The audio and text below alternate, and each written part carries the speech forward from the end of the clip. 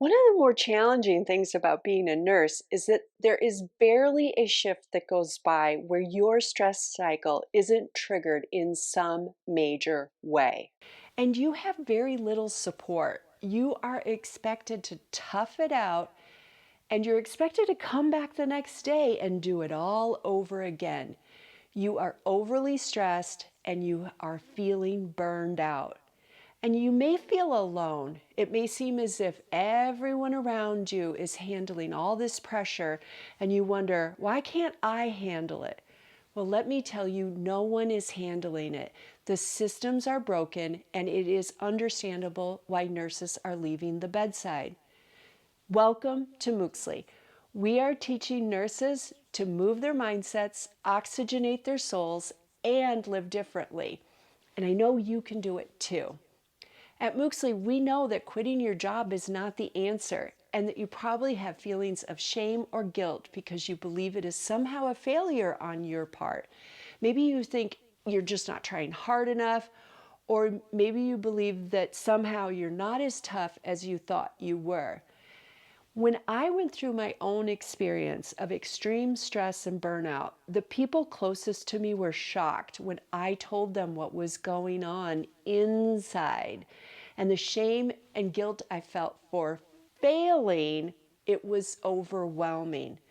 And I know for me, I was looking for relief from overwhelming feelings, assurance that I was safe, and validation that what I was feeling was okay, because I thought I was broken. I thought there was something wrong with me, and I thought I was the problem.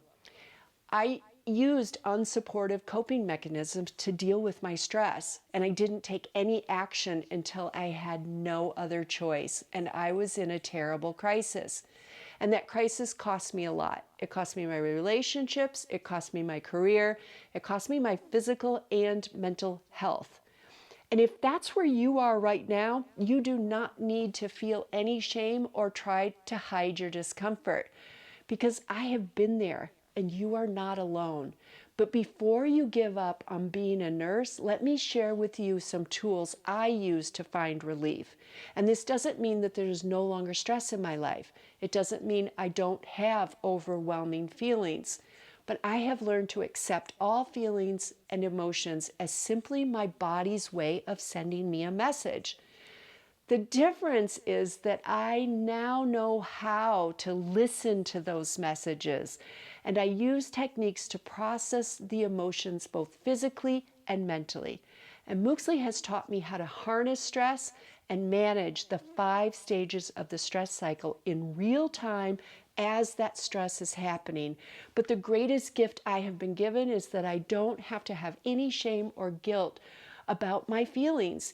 Even if they are irrational, they are still my feelings, and I am allowed to have them. And I want to give you the gift of Mooksli. And this is not an exercise program, and I'm not going to tell you that you need to eat healthy. There is a lot of talk about self-care, and that's all helpful. But you can't take a bubble bath in the middle of your stressful shift.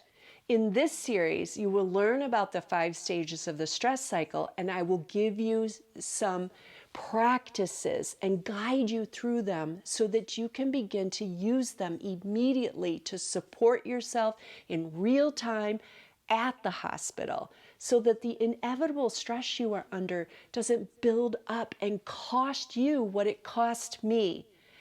Welcome to Mooksli. I am glad you are here as we move our mindsets, oxygenate our souls, and live differently in a safe and supportive community, which I am truly grateful to be a part of.